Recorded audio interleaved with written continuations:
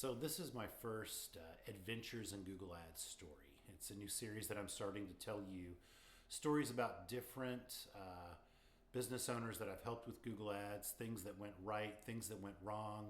Some of the stories you'll be able to relate to. It might give you some pitfalls that you can avoid because everything when you're doing business with other people seems great and some things go great, and every now and then a great idea falls apart because there's some type of pitfall or quicksand that you just didn't see. So I'm going to start with a roofer, and we'll just call him, Joe the roofer up in North Texas. And he hired me and Reach Local. I was working at Reach Local at the time to manage social media and all their paid search, Google Ads, Yahoo, Bing, all that stuff. And so we got him set up. He spends like $8,000 the first month, and we're running the ads. We're tracking the phone calls, tracking the form fills. So I'm watching his reporting throughout the month, and I'm seeing, hey, this is going pretty good. So I'll text him every now and then and say, hey, you got this many calls this month so far. He didn't respond. Or maybe I'll call his office, but nobody replies. And so I'm like, well, he's not responding. Maybe it's because he's busy. So by the end of the first month, he's gotten, I remember, 180 phone calls and about 40 something form fills to have roof replacements or roof repairs, things like that. So I make an appointment to go to his office, and he answers the phone and he says, we definitely need to meet. I was like, okay, great. And I'm walking in there thinking, well, this is going to be great because we brought this guy so many leads. I mean, just if he just sold one roof for $30,000, he broke even on this campaign, and he probably sold, 50 roofs or 100 roofs is what I'm thinking. Well, I go in there and he starts telling me it didn't work, and he doesn't know what we did with his money. So luckily I have the reporting because the place I worked at, Reach Local, had really good reporting. So I start playing phone calls, and I start realizing these phone calls are all voicemail messages being left. People weren't answering the phone. Maybe 20 of the phone calls got answered. And so he's a little bit embarrassed. So he calls his receptionist in there to kind of put her on the spot.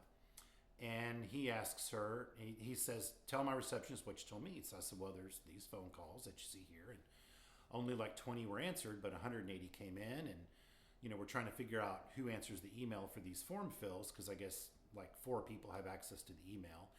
And she said, well, then she tells the owner, you were on vacation for 2 weeks and you lowered my hours from 3 days a week to 1 day a week. And I was like, oh, well, this is starting to make sense. So there's nobody in the office answering the phone at all. And for 2 of those weeks, he wasn't there at all. Some of the phone calls that were answered accidentally by his sales manager just strolling through the office. The phone rings, he picks it up, he goes and makes the appointment and closes the deal. If it wasn't for that sales manager, they probably would have made $0.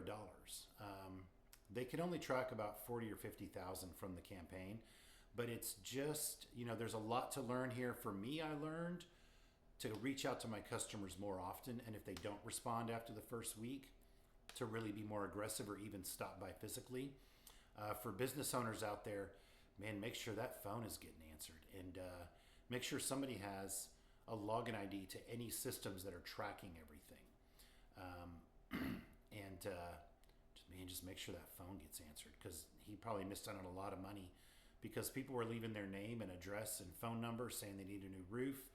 And so we would go online and look up the address, and it's a huge 5,000 square foot house.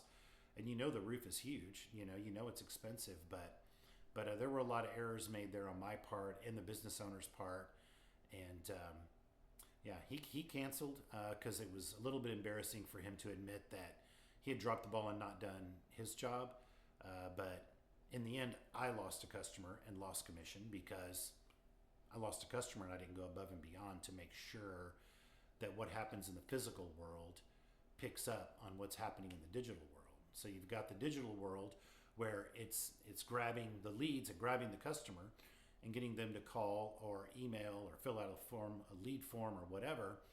But then you have to make sure what's happening in the physical world picks the ball up and runs it in for a touchdown.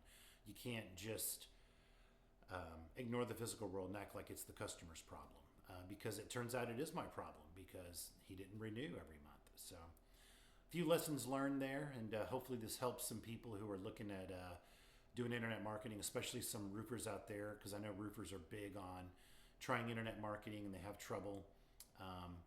And this guy actually had systems set up in place.